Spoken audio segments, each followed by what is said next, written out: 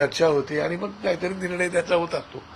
तसाच स्थानिक लेवलवरती आमच्या तिकडे राजू पाटील आमच्या तिकडचे माझे आमदार आहेत आणि नेते आहेत आमचे. स्थानिक लेवलवरती त्यांनी काहीतरी इंटरनल ॲडजस्टमेंट ती केलेली असावी असं मला वाटतंय. आणि अशा प्रकारच्या काही नवीन घटना नाही, सगळीकडे अशा प्रकारचे चित्र दिसण्यात येतं.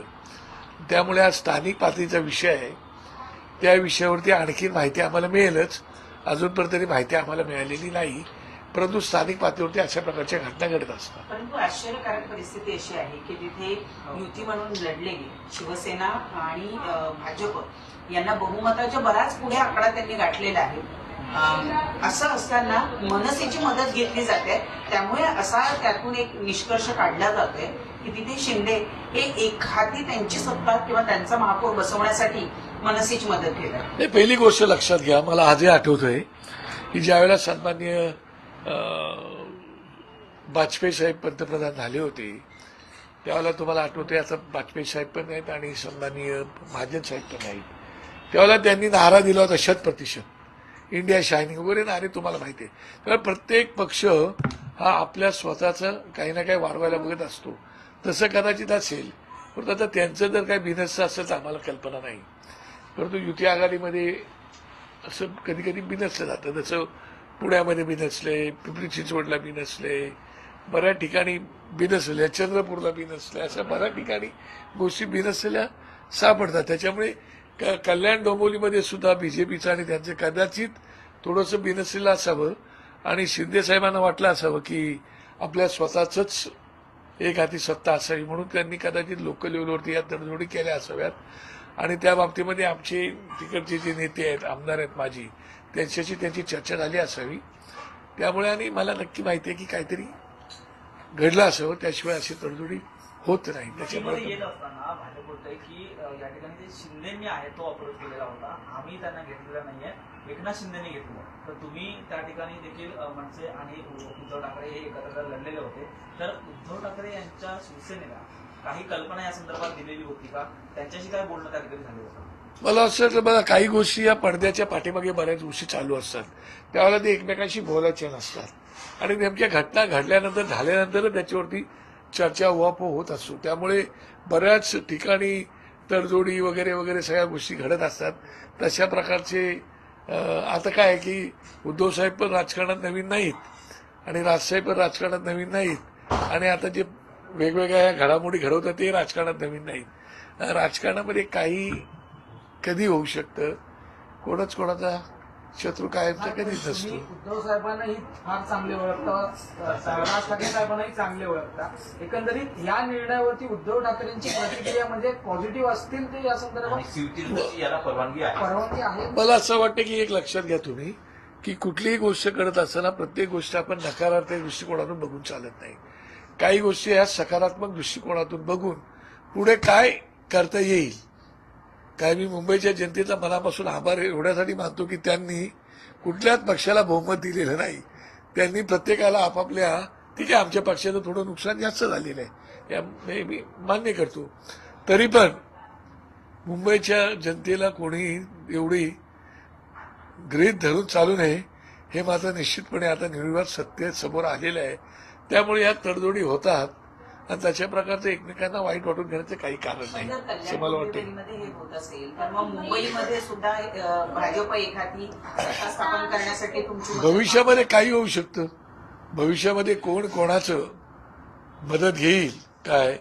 आता त्या दिवशी उद्धव ठाकरे बोलले ना साहेब, उद्धव साहेब बोलले की देवाच्या मनात असेल तर काही घडू शकतं. आता देवाच्या मनात असेल तर काही घडू शकतं, तर त्याचा अर्थ तुम्ही वेगवेगळे लावलेत. आम्ही देवाला मानतो, देवावरती आमचा विश्वास आहे, त्यामुळे तशा प्रकारच्या घटना घडत असतात. मला आजही एक तुम्हाला कदाचित माहीत नसेल, मला आजही एक प्रसंग आठवतोय. जेव्हा युतीचं सरकार आलं होतं त्या सरकारच्या वेळेला मुख्यमंत्री कोणाला करायचं त्याला माननीय बाळासाहेब आमचे असे म्हणाले होते की मी एक चांगला चेहरा तुम्हाला देईन. काय अशा प्रकारचं साहेबांचं भाष्य होतं. आणि त्याच्यानंतर प्रेस कॉन्फरन्स मातोश्रीला आली होती. त्या प्रेस कॉन्फरन्समध्ये बाळासाहेबांनी पत्रकारांनी बाळासाहेबांना विचारलं क्या हो तुम्ही साफ सुथरा एक चेहरा देणार होता असं सांगितलं होतं. मग मनोहर जोशी साहेब आता बालाजीच्या दर्शनाला गेलेले आहेत. काय तर अच्छा मनोहर जोशी तिकडे पंत बालाजीच्या दर्शनाला गेलेत का?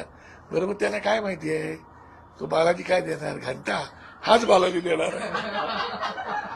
सांगण्याचं तात्पर्य काय काय हे आपण गमती जमतीचा हा भाग जरी असला तरी पक्षप्रमुख ठरवतात काय करायचं काय नाही करायचं. त्याच्यामुळे कुठल्याही घटना कशाही घडू शकतात. सुरुवात झालेली आहे त्याच्यामुळे काय होईल मी आज सांगू शकतो. डोंबिवलीचे पडसाद ते मुंबईमध्येही उमटतील असं वाटतंय. म्हणजे अजूनही महापौर बसला नाहीये. नाही महापौर बसलेला नाही. दिवस जवळ आलेले आहेत. हा. त्याच्यावरती आता चर्चा वाटाघाटी कोणाकोणाच्या चालू असतील. मला कल्पना नाही त्याची.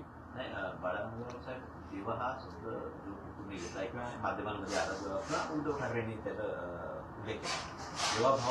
देवाभाऊ किंवा देवा या शब्दावरून अनेक अर्थ निघू शकतात.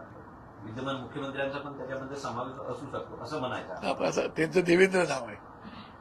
देवाभाऊ पण प्रसिद्ध आता तुम्ही बोलताय ना देवाभाऊ नाही का? त्यांचं मुख्यमंत्री देवेंद्र फडणवीस असं नाव आहे. सर, बाळासाहेब ठाकरे यांच्या जन्मशताब्दी वर्षानिमित्त महापौर हा शिवसेनेचाच व्हावा यासाठी खरं तर कल्याण डोंबिवली हा पहिला फॉर्म्युला वाटतोय का? आणि त्यानंतर मुंबईमध्ये देखील तशीच रणनीती होऊ शकते असं वाटतं का? मी तुम्हाला तेच म्हणालो ना बाळासाहेबांचा आता जन्म शताब्दी वर्ष ही गोष्ट जरी खरी असली आणि आमची भावना जरी असली की आमचा महापौर व्हावा म्हणून तरी सुद्धा आमच्याकडे ऍब्सोल्यूट मॅजॉरिटी नाही आहे.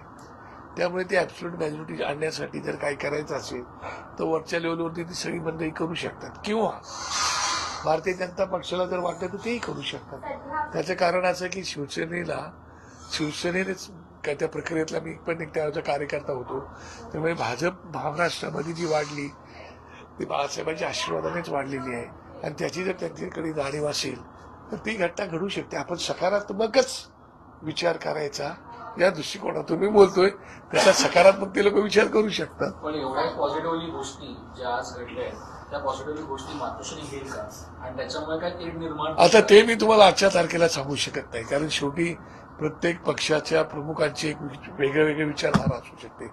तशा प्रकारे त्यांची वेगळी विचारधारा पण असू शकते किंवा ते पॉझिटिव्हली पण घेऊ शकते. डीएमसी मध्ये राजू पाटलांनी जे पाऊल उचललंय म्हणजे शिवसेनेसोबत तर याची परवानगी निश्चितच म्हणजे तुम्ही कारण की वरिष्ठ पातळीवरती तुम्ही चर्चा करता राजसाहेबांसोबत नाही मातोश्रीसोबत तरी 100% म्हणजे तुम्हाला खात्रीशीर माहिती दिल्याशिवाय किंवा तुमची विशिष्ट परवानगी घेतल्याशिवाय ते पुढे पाऊल टाकू शकत नाही. तर अशा प्रकारची काही माहिती किंवा अशा प्रकारचं काही बोलणं झालं? ती माहिती आता मला घ्यावी लागेल काय. त्याच्यामुळे राजू पाटलांनी घेतलेला निर्णय हा आता तुम्ही तसं समजा काय ते. परंतु राजू पाटलांनी ते घेतलेला निर्णय हा त्यांनी स्थानिक गोष्टींचा विचार करून घेतलेला निर्णय आहे असं मला पण वाटतंय. मग असं असेल तर तो पक्षाला मान्य असेल का की ती पक्ष विरोधी कृती समजली जाईल की पक्षाला या संदर्भात ती कल्पना देण्यात आली? नाही मला असं वाटतं की कुठली गोष्ट लक्षात घ्या की काही वेळेला तडजोडी अशाच कराव्या लागतात स्थानिक पातळीवरती. त्याच्यामुळे मला वाटत नाही की त्याच्यावरती नेमकं काय करावं ते. पण ते पक्षप्रमुखांचा तो अधिकार आहे. पक्षप्रमुख त्याच्यावरती काय निर्णय घ्यायचा तो पक्षप्रमुख त्याच्यावरती निर्णय घेऊ शकतात तो त्यांचा अधिकार आहे. पण लोकल लेवलवरती अशा प्रकारच्या घटना घडत असतात. आता बघा मागच्या वेळेला आम्ही ज्या ह्याच्या नगर परिषदा नगरपालिका वगैरे निवडणुका त्याच्यामध्ये आम्ही चिन्ह दिलं नव्हतं. पण आता झेडपी आणि पंचायत समितीमध्ये आम्ही चिन्ह दिलेलं आहे. त्याच्यावर त्यांनी लोकल लेवलवरती ते केलं होतं. आता आमचं चिन्ह गेलेलं आहे. आता लोकल लेवलवरती ते पण एकमेकांची घेऊ शकतात. सर, मनसेचे 6 नगरसेवक जे मुंबईमध्ये आहेत ते देखील काही वेगळ्या पक्षांच्या संपर्कात आहेत अशा संदर्भातल्या बातम्या येतात. नेमकं तथ्य काय? मला असं वाटत नाही कारण आमची लोक ही एक तर त्याच्यामध्ये 6 महिला आमच्याकडे आणि एक आमच्याकडे पुरुष आहे. असे 6 आमचे 5 महिला आणि 1 6वा पुरुष आहे. त्याच्यामुळे आमची लोक अत्यंत ते जे माझे शाखाध्यक्ष आहेत ते सगळे कडवट साहेबांचे सैन्य आहे ते आणि वर्षानुवर्ष त्यांच्यासोबत राहिलेले आहेत. आता त्यांना ह्या आरक्षण झालं त्या आरक्षणामुळे त्यांना संधी मिळालेली आहे. मला असं वाटत नाही की जाणारे निघून गेले आता. पण बाकी लोक आमची जातील ते इंटॅक्ट आमच्यासोबत राहतील याचा मला पूर्ण खात्री आहे. ठाकरे गटातली एक नगरसेविका आज नॉट रिचेबल आहे. गट स्थापना करण्यासाठी जाताना देखील त्या उपस्थित नव्हत्या. कसं बघता या गोष्टीकडे? मला असं वाटतं की काहीतरी त्यांची अडचण असू शकते, मला कल्पना नाही त्या गोष्टीची.